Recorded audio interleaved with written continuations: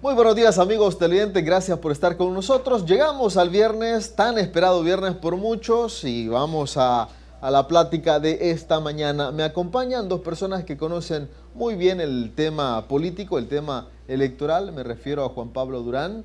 Él es analista y también fue diputado y otros tantos cargos que ha ejercido. Juan Pablo, gracias por estar conmigo esta mañana. Muchas gracias, Merlin. Un cordial saludo al doctor Germán Bruch y, por supuesto, un cordial saludo al pueblo salvadoreño. También está conmigo Germán Bruch, analista político y también publicista. Germán, gracias por estar conmigo esta mañana. Gracias, Merlin, por invitarme. Un gusto estar con Juan Pablo aquí. Bueno, la pregunta es obligada. El análisis que se hace de todo este maraño electoral que se ha pensé generado. Que íbamos a hablar de los Óscares. para ponerle un poco de distensión a esto, pero bueno. Hoy dejamos los Óscar y hablamos de sabotaje o no sabotaje. ¿Qué piensan ustedes? Bueno, mira, yo creo que al actual Tribunal Supremo Electoral se le han juntado una cadena de errores que ha venido mostrando uno tras otro.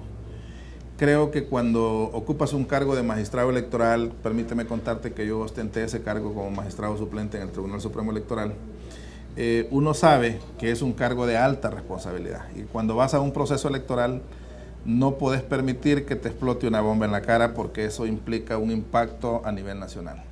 Organizar unas elecciones no es una cosa sencilla, nunca lo ha sido. Demanda de una tremenda logística, impresionante, donde cada decisión que vas tomando, más allá de las diferencias partidarias que hay en ese tribunal partidizado, debes de estar claro que el interés de la imagen del tribunal está encima de cualquier otro. Eso es lo que no se vio en esta elección. ¿Están pagando falta de experiencia? Pero más que falta de experiencia, ahí hay mezquindad política y cierta arrogancia política. O sea, ya lo vamos a dilucidar brevemente en mi primera intervención. Si te das cuenta, cuando la sala emite la sentencia diciendo de que va a haber voto cruzado y advierte que si la asamblea no legisla, lo va a hacer el tribunal, un tribunal suficientemente sabio hubiese empezado a prepararse, consciente de que posiblemente en la asamblea no iba a haber legislación. No lo hicieron. Esperaron hasta que se agotara el mes que la asamblea no movió un dedo ni se puso de acuerdo.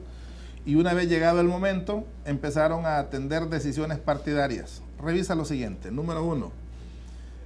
Le apostaron las cúpulas partidarias a como diera lugar a enredar el concepto de voto cruzado para que la gente no entendiera, para que la gente votara por banderas, para que la gente prefiriera al votar por banderas sus candidatos que ellos habían propuesto en las primeras nóminas, en los primeros lugares de las nóminas. Eso ya fue premeditado. Tan así que el tribunal no hizo dos cosas fundamentales que hubiese hecho cualquier tribunal si hubiese tenido la experticia necesaria. Número 1, les hubiera identificado a los candidatos con un número. Eso te hubiera facilitado enormemente el conteo y les hubiera ahorrado 2 o 3 veces el esfuerzo que hicieron las mesas receptoras de voto. Porque era fácil identificar a los candidatos por número. Al no ver el número, había que estar anotando el nombre de cada uno a la hora de estar haciendo los conteos de todo este tipo.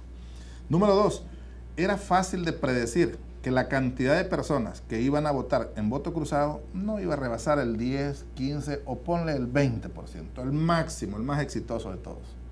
Si eso era así, no era muy complicado poder diseñar un formulario, un anexo, que permitiera al tribunal por lo menos decirnos en la misma noche, según las proyecciones del 80%, están de esta manera. Y esto se va a modificar levemente a partir del voto cruzado que representa tanto. Era un dato bastante simple que hubiera tranquilizado al país y que hubiese servido como dato primario. No era muy difícil poder elaborar un instrumento de esta naturaleza. No lo hicieron. Pero el agravante mayor en este ejercicio que se ha desarrollado es que con o sin voto cruzado, para que le quede claro a la población, la tragedia fuera la misma. El tribunal tuvo la brillante idea, liderada por su presidente, de que este era el momento en que el propio tribunal hiciera la transmisión de resultados. Y no lo hace contratando una sola empresa, sino que subcontrata una cadena de empresas, delegándole determinadas actividades o determinados procesos a cada una de ellas.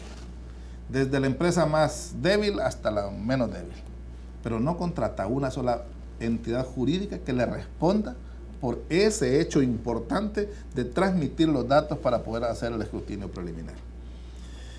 Cuando tomaron esa decisión, entonces sí metieron los pies hasta la rodilla, o quizás hasta la cintura. Porque esta no era la elección para hacer ese ejercicio. No era. Si querían ejercitar eso bajo el argumento que nos íbamos a ahorrar dinero a través de que los equipos le iban a quedar al tribunal, toda la inversión iba a quedar ahí en activo fijo, etcétera, etcétera, que son los argumentos que escuché, eso se pudo haber ejercitado en una elección simple y sencilla como una elección presidencial, donde el conteo es rápido y no hay mucho donde perderse. Pero no en una elección donde llevabas alcaldes, diputados al palacio, en consejos municipales integrados y tenías que hacer una serie de cosas. No lo hicieron. Y una vez caen en el atasco del error, la forma en que lo han manejado públicamente, los argumentos que han dado, particularmente el presidente, ha sido una cosa novelesca, ha sido una cosa realmente penosa. Justo muchos hablábamos al principio o antes del domingo de elecciones históricas, pero quizá no teníamos la claridad o no sabíamos la dimensión que iba a tomar eso de históricas. Don Kerman, ¿cuál es su análisis sobre todo este proceso y todas las aristas que se han ido abriendo a lo largo del mismo? Mire, esos términos, yo siempre digo, mire, todo es historia, ¿va? Todo lo que sucede nuevo en algún momento es histórico. Esto va a ser histórico por todo lo que ha sucedido, pero todo esto era previsible porque esto se venía gestando y se venía armando el entinglado, el entarimado para esto desde hace algún rato. Cuando hablan de que si esto fue un intento de fraude y cosas así, las palabras son muy duras y la ley pues tipifica lo que significa cada cosa y hay que tener cuidado cuando uno usa esos términos. Pero yo lo que digo es que todo apunta a una actuación rayana en lo fraudulento, desde la Asamblea Legislativa y todo lo que de ahí se desprende. Mire, los que hemos estado en Movimiento Ciudadano precisamente para provocar un cambio en la forma como hacemos nuestra escogitación de gobernantes y de autoridades y de funcionarios, hemos visto dónde están todos los potenciales trampas y defectos que tiene nuestro actual sistema. ¿Que ha ido cambiando? Sí, ha ido cambiando, pero de una manera demasiado lenta por un lado, lo cual no tiene nada de malo, pero además poco organizada. Más bien yo diría que lo que ha ido evolucionando es una cosa mucho más, la palabra que yo busco es más diabólica que la que teníamos, porque ahora está más estructurada. La gente que está manejando estas cosas son expertos en la trampa, expertos en la triquiñuela, expertos en los resquicios de la ley, etcétera, expertos en cómo hacer una ley que tenga resquicios para hacer trampa, etcétera. Entonces, no hemos tenido realmente una reforma electoral. Lo más parecido a reforma electoral es la que nos dio la Sala de lo Constitucional, porque la Sala fue estudiosa, letrada, conocedora, interpretadora de todo este sentir popular y dijo, vamos a hacer esto, vamos a corregir este pequeño error que hay en la Constitución y lo vamos a poner en su lugar.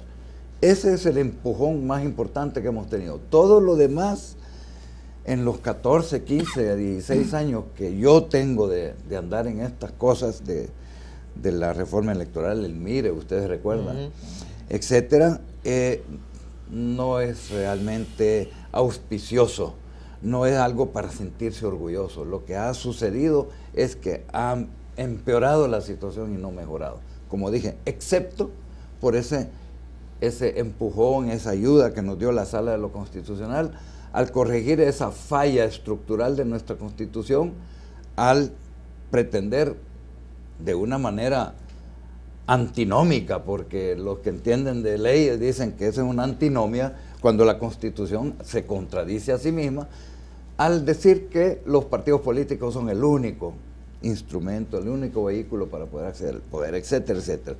Artículo, creo, 85, Juan Pablo, yo ya ni me acuerdo mucho de eso. Lo que sucede es que nosotros, el país, no estamos listos para tener autoridades y funcionarios y representantes decentes, porque nosotros como sociedad no nos comportamos decentemente. Nosotros somos una sociedad que estamos entrenados para hacer trampositos, para, si no nos miran, hacer alguna trequiñuela, para no cumplir con nuestra palabra, para no comprometernos. Lo que ha pasado entonces a hoy día es el reflejo, del diario vivir. Y hay dichos que lo dicen desde siempre, ¿verdad? Todo país, toda sociedad tiene el gobierno que se merece. El gobierno es el espejo de nosotros, la gente, los ciudadanos, etcétera, etcétera. Entonces, no, yo no voy a venir a decir esas cosas acá.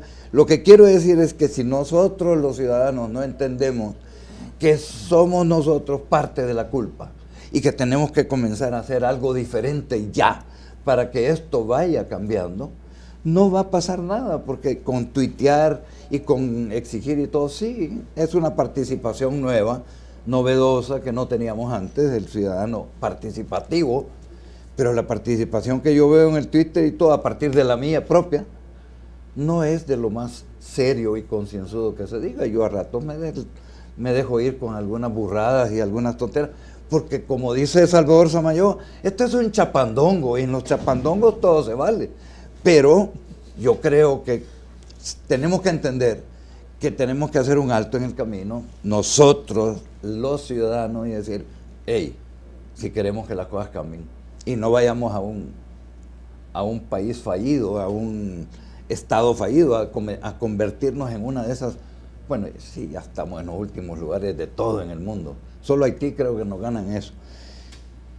Si no queremos seguir empeorando, tenemos que cambiar nosotros.